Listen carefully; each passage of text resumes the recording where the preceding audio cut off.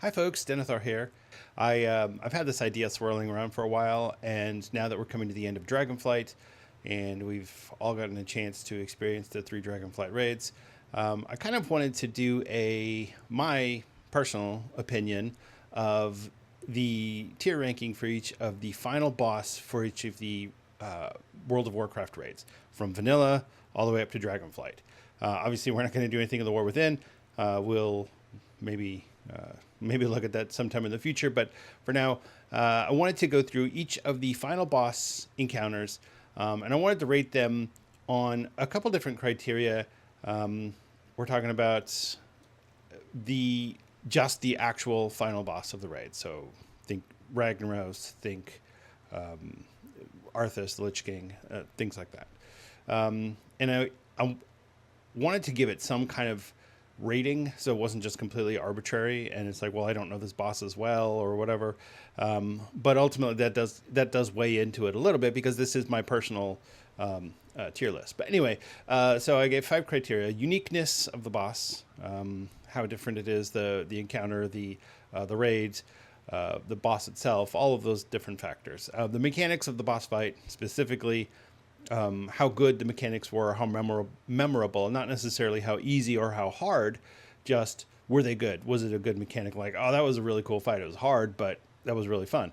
The coolness factor, obviously, you got to go with the coolness factor, so that people like Illidan get bonus points. You got to go with the loot, if there's really special or memorable loot coming from the boss, or if it's something that people are still farming today. Maybe there's like a certain mounts that people want, invincible, or whatever the case may be. And the final one is the lore, how the character is lore wise, and whether or not it's an interesting lore character.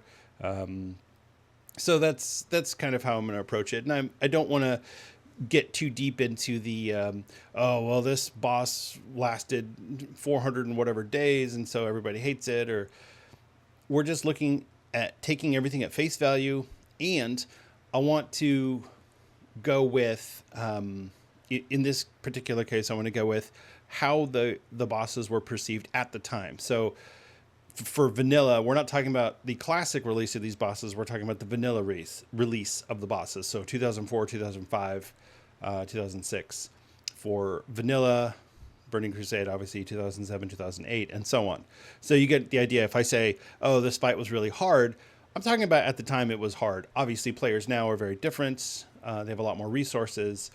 Fights were much easier in Classic than they were in original vanilla, for a reason, because people really know what they're doing, and they understood the world buff meta and all of those different things. So anyway, that's enough of me blathering. Let's move on to the tier list. So here we go. I know I've got this this tier list that I created. It's well, I didn't create a tier list. I just created this the single use tier list, because I was like, that's a lot of work.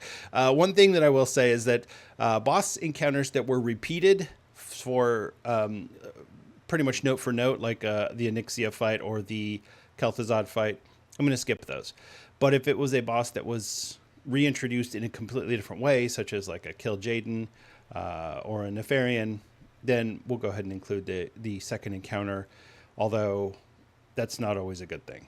So, all right, let's get into it. We're going to start at the very beginning with the granddaddy of them all, Ragnaros, the very first vanilla WoW raid boss. You know, Ragnaros is one of those that he gets a lot of points for being first. He's like the Beatles. You know, he did it before anyone else was doing it. And so even though he doesn't do it as well, there was still a lot of spectacle there. I would say from a lore standpoint, it was really cool. We spent all that time in Blackrock Depths in vanilla. So we're going to go ahead and put Ragnaros right here in the A slot. All right, Onyxia. Again, a very interesting lore character in vanilla. Especially on the Alliance side, when doing all of the Onyxia attunement quest line, all of that stuff. The boss fight itself was really cool. Although simple by today's standards, it was really difficult at the time with the fear mechanic and trying to stay out of the whelp caves and things like that. Making sure that you didn't push her into the wrong or into the next phase too early, that sort of thing. So Onyxia, also, we're going to put her in the A slot. Next on the list is her brother, Nefarian. Now, this one again, it's this when I made the list, I was like, this is a problem because we're just hitting A's right off the bat. But yeah, the Nefarian fight. If you were around back in Vanilla WoW, you know what a big deal the Nefarian fight was. The class calls, hunters unequip your bows. The paladins were bopping Nefarian. I mean, there was a lot going on with that fight, and it was really cool. And it was kind of a big deal at the time. So Nefarian also is going to get our A list. And again, Nefarian, one of those characters that he was really interesting throughout, like Upper Blackrock Spire. He's taunting the heroes. There was a lot of, and his characterization continued on into Cataclysm. So, all right, next on the list is Hakkar. Now, Hakkar, I like the Hakkar fight. I think it's an interesting fight, but unfortunately, I don't feel like he got enough lore kind of build up, and he was just he popped in, and it was like, well, there he is, and he's dead. So we'll go ahead and put Hakkar in the B slot. Osirian, look, buddy, I'm glad that you showed up, and that's great. You will get an also ran. I mean, it's probably one of the most boring fights and one of the most boring lore characters. So, okay, Cthulhu, epic fight. He taunts you all throughout the raid. Some of the best loot that you could get in vanilla, even after Next came out. Cthulhu was and whether or not he was actually unkillable back in vanilla, he was legendary for being the air quote mathematically impossible to kill boss. So, and as one of the old gods, his power scaling is off the charts. So I know that's not one of the factors that I'm ranking them on, but we're going to go ahead and put Cthulhu up in the S tier. He's definitely one of the best. All right, Kel'Thuzad. Again, he's a really interesting lore character. He goes all the way back to Warcraft 3, which gives him a lot of bonus points. Any of the Warcraft 3 characters are going to get a lot of points from, especially from the early players who were playing the RTS games. The fight itself was okay. I mean, it's not like the super best fight, and the loot was okay, but he does get a lot of points for the lore and for the coolness factor, Kel'Thuzad. So we'll go ahead and put him in the A tier. Now, again, Onyxia and Kel'Thuzad, they're not coming back. Even though those fights were repeated in Wrath of the Lich King.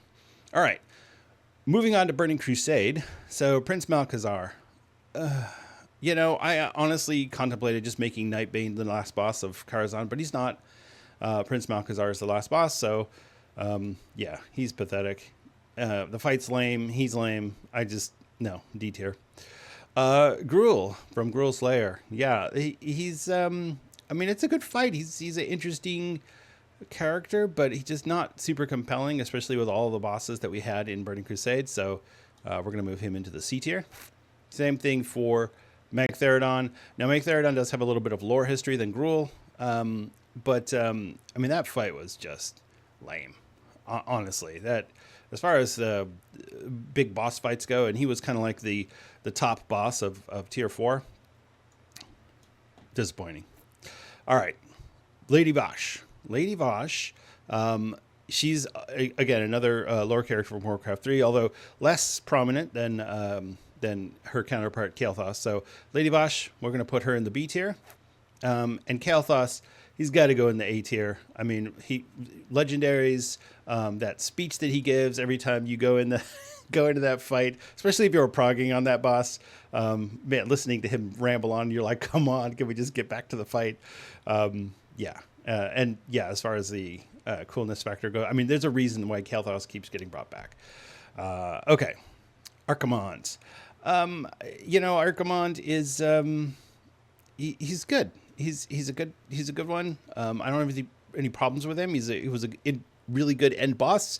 He's a really interesting lore character. I mean, the scene in Warcraft 3 where he destroys Dalaran, so classic, but not quite as good as some of the others. So he gets to sit in the B tier. Illidan, there's just no question. He's going straight to the S tier. He's probably one of the coolest characters in all of Warcraft, so he goes straight up to S. Zul'jin, I mean, dude cut off his own arm. That accounts for something. Even though that fight wasn't great, He is one of the OG characters. Zul'jin actually goes all the way back to Warcraft 2. So, if you're looking at lore characters, Zul'jin's been around for a while. So, he can sit up there in the A tier. And right next to him is Kill Jaden. That fight was good. The coolest thing about the Kill Jaden fight, though, in the Burning Crusade and the Sunwell raid was him coming out of the Sunwell like that. Oh, so cool. So memorable. And Kill Jaden, obviously a very interesting character from Warcraft 3 and his work with creating the Lich King and all that. So, all right. Moving on to Wrath of the Lich King. Sartharian. Oh, boy. Yeah, you can go to the D tier, buddy. Sorry. It's nothing personal. It's just you're kind of boring. Malygos. Now, Malygos is a dragon aspect, but I'm going to tell you right now, he's going to lose points for having the voice of a Scooby-Doo villain back in Wrath of the Lich King. I just can't do it. And to kill a dragon aspect, that was kind of a lame fight. And the psychedelic mount getting on your dragon mount portion of the fight, no. That fight can sit in the B tier. All right. Yogg-Saron. Yes, definitely S tier. He can go up there with Cthulhu, his buddy. Just from the trying to get Mimiron's head alone is enough for people to put him in the S tier. But the old gods, definitely very powerful and very interesting lore characters that obviously we're still dealing with in the War Within. So, all right. Anubarak. I contemplated putting him somewhere in between B and C tier. I'll give him B tier just because he's an interesting character in Warcraft 3, but I don't know. Yeah, I wish I could just put him right here in the middle, but all right. Next up, the Lich King, Arthas. Obviously, he's D tier because no, I'm kidding. S tier. You know what? We're going to put Arthas. Yeah, we'll put him right after Illidan. There we go. Just like that. Perfect. What else can I say? Arthas is probably one of the greatest villains in all of Warcraft history. People did not want Blizzard to bring him back in Shadowlands, and they did in such a minuscule way. I think they got scared. I honestly think Blizzard was planning to bring him back, and then they went, "Oh crap! Players don't want this. What do we do?" So, yeah, Lich King, still one of the greatest boss fights ever, one of the coolest characters ever, one of the greatest lore characters ever. Arthas, if I could do an S+, I'd put him up in S+, but Illidan's still cooler. All right. Halion, C tier? I don't know. That fight was never very good. He was kind of a boss, and then you go to the Shadow Realm and whatever. Okay, Alakir.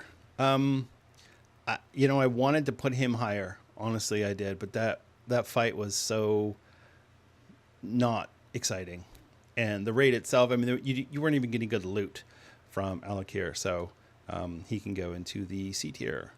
Okay, so Cho'Gall. Now, again, this, like I said, we're doing just who's the air quote final boss, not the secret boss or the hidden boss or the heroic only boss. Cho'Gall is the final boss of Bastion of Twilight, and Cho'Gall, while he's an interesting lore character, I don't know. I think I'm going to put him in C tier. It's just he's not that compelling. The fight was pretty good though. I liked the fight. I don't know. Nefarian, I'm going to put him in B tier for his second turnaround because he's still an interesting character, but obviously the Cataclysm version of that fight was less compelling. It was more just kind of grindy mechanics. So, and honestly, you could swap a lot of these characters around from B tier to C tier to whatever. So I don't know. This is kind of a gray area for me. All right. Now, Ragnaros Part 2, again, A tier. So I almost put him in S tier, but I was like, you know what? I can't quite do that. He's the Fire Lord, but, from the heroic only fight where he gets out of the lava and he starts walking around, it's so cool, but it's also kind of corny. So I think he's like the highest possible A tier. But if he got like 0.1 higher, he'd be an S tier. But we're gonna leave him in A tier now. And finally, Deathwing. You know, Deathwing gets a lot of points for being a really good, interesting character, but I cannot put him higher than a B tier just because the two Deathwing fights that we got were both so bad. The mechanics were bad. The fights were unexciting. You know, we finally got to kill Deathwing, and we had two shots. The Blizzard had two shots at it, and they ruined both. So, no, he can't go above a B tier. Okay, next up, we've got Miss Pandaria. So we got the Will of the Emperor, Janxi and Kinxi. I don't know how you pronounce their names. I don't speak Mogu. But regardless, D tier. Because, you know, first of all, if you're not the final boss by yourself, no. I'm sorry. Council boss for the final boss fight, that's lame. Okay, Shakzir. You know, she can go up a little bit. I guess we'll put her in C tier, but you know, the Miss Pandaria lore was tough because they tried to create all this brand new lore, and some of it worked and some of it didn't. So yeah, we'll put Shakzir up in the C tier. Shah of Fear. I'll put the Shah in the B tier. I think, you know, that the Shah was a good villain throughout Miss Pandaria. And so being able to go into the raid and kill him, the fight was good. Yeah, I liked the Shah. That was an interesting and compelling villain. So, Lei Shen, the Thunder King. I mean, again, I'm torn between A and B tier on this one. I think it's just because the raid was so good, we'll leave him in A tier. That's fine. He can be up in the A tier. The lore on the Thunder King wasn't great. Like, there was some lore in that patch. It was 5.2 patch, but I don't feel like it was enough to make him a super compelling villain. But the raid was so good. The fight was really good. Yeah. And Garrosh, I cannot put Garrosh any lower than A tier. I don't care how long Siege of Orgrimmar lasted. Garrosh is one of the coolest characters in all of Warcraft. He's just not quite S tier. So we'll leave him in the A tier. But yeah, Garrosh, so good. Okay. Margok. Yeah, D tier. Sorry, buddy. I don't know. I just don't like trolls. I'm sorry. I don't like ogres. I guess that's what it's boiling down to. Black Hand. You know what? That was great raid, great fight. Interesting villain. He's the only warlord that we killed in a raid. Yeah, Black Hand, A tier for sure. The Archimonde fight from Warlords. You know, I just don't like. I think Archimonde is just always going to be a secondary character to kill Jaden, and he is in the second time around as well. So Archimonde, B tier. You know, it is what it is. All right, moving on to Legion. Yay, Xavius. I hate Xavius. I really hate Xavius. From the whole Malfurion kidnapping thing. Tyrande. I just, oh my gosh, all of that. I hate Xavius. Plus, when we fight Xavius in the dungeon, he's cool. It's like, oh, he's a shade of Xavius is really cool. And then when you fight him in the raid, it's like this big old monster looking thing. I don't know. It's like a pig monster. That was lame. Xavius, C tier. Helya. You know what? Helya is an interesting character. And while we didn't get as much of her lore in Legion, we got a lot more in Shadowlands. Still, very interesting character. We'll put her in B tier. I liked Helya. Gul'dan. Gul'dan has to go up in the A tier. Just flat out. And that was a really cool fight. I almost put Gul'dan in S tier, but he doesn't quite make it. But Kill Jaden the second time around, absolutely S tier. Great fight. Great villain. Yes, the mechanics are a little annoying, but that fight is iconic. That raid is iconic. Just so good. I can't say enough about that Kill Jaden fight. I hate doing it. I hate, even now, going back and doing Kill Jaden on Mythic is miserable, but he's a good fight. And Argus, you know, he's a world soul, but I don't know. There wasn't enough lore. You know, he got one patch worth of lore. I'm not excited about that. So, all right. Battle for Azeroth. Cahoon. We'll put him in the C tier. He's a fake old god. I don't know. And the fight was really annoying. I mean, not like Kill Jaden annoying. I mean, like actually annoying. Just, miserable. Jaina has to go in A tier. I can't put her in S tier just because that fight was not quite S tier material. But Jaina, I think, is an S tier character. So we'll leave her there. Unat. I was going to put Unat in C tier originally, and honestly, a large part of that was because I never did that fight when it was current content, because I was on a break at that time. But a lot of people said it was a really good fight, so we'll give him B tier, I guess. I don't know. Let me know in the comments if you disagree with that. Shara, also S tier. Or, I'm sorry, A tier. I wanted to put her in S tier, but it's not quite there on that fight. So, you know. And then N'Zoth, I mean, what can I say? N'Zoth goes into S tier. That's one of the best villains in Warcraft. And, you know, even going into Battle for Azeroth, when Blizzard was trying to tell us, oh no, it's Horde versus Alliance, right? It's going to be N'Zoth. Everyone knew it. And so, all right. Moving on to Shadowlands. So, Shadowlands is easy. It's three bosses. Denathrius is the fight puts him into the A tier. He's a cool character. Daddy D. Everyone loves Denathrius. And that raid was probably the best raid in Shadowlands. So, yeah, Denathrius can go in the A tier. Sylvanas is going to go into A tier, mostly on the strength of her character. Even though she was character assassinated in Shadowlands and the fight itself was annoying, her character is so strong and so amazing as far as her characterization throughout the history of Warcraft that she gets to sit in the A tier. But the raid or the fight and her character assassination in Shadowlands definitely dumps her down one notch from the S tier.